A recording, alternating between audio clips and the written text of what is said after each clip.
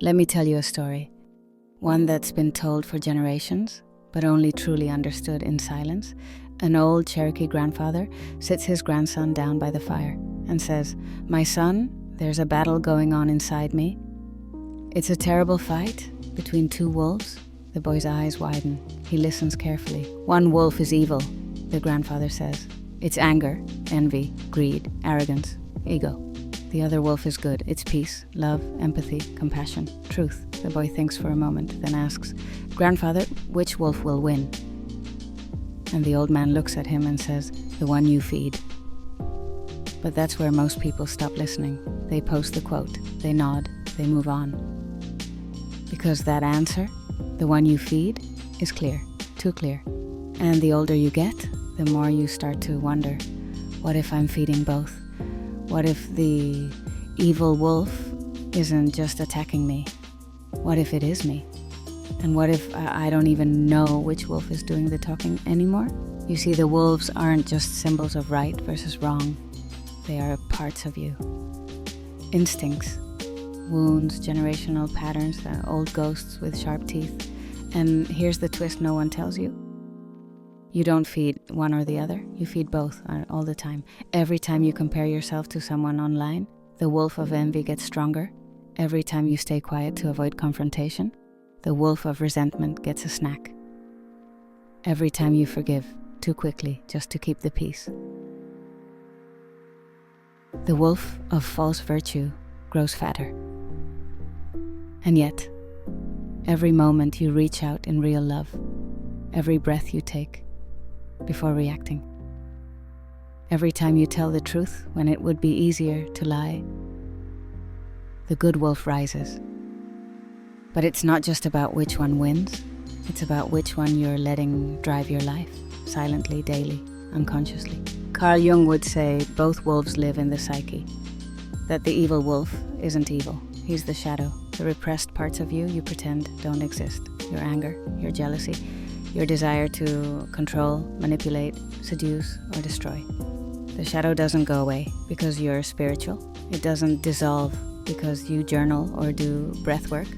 It waits, and it leaks through your smile. It speaks in sarcasm. It pouts in passive-aggressive silence. It explodes in defensiveness when someone touches a nerve.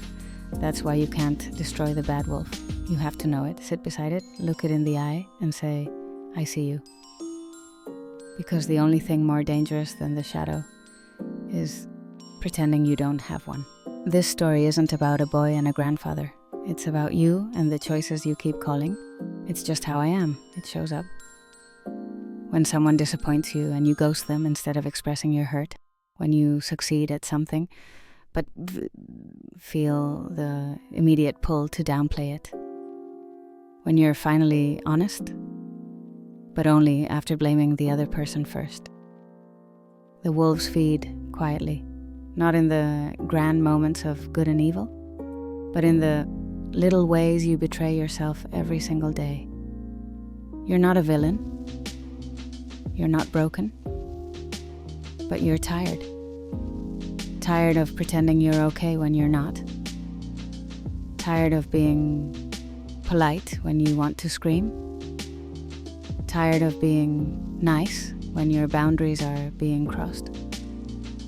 That tiredness, it's the moment you finally stop running and turn to face the wolves. Everyone thinks this story is about self-control, as if you can willpower your way into peace.